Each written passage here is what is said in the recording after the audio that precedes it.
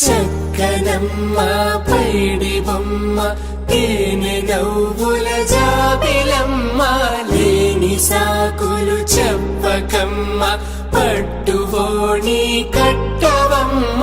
నాన్నయదపై నిన్నటిదాకా అల్లరి ఆటలు ఆడినా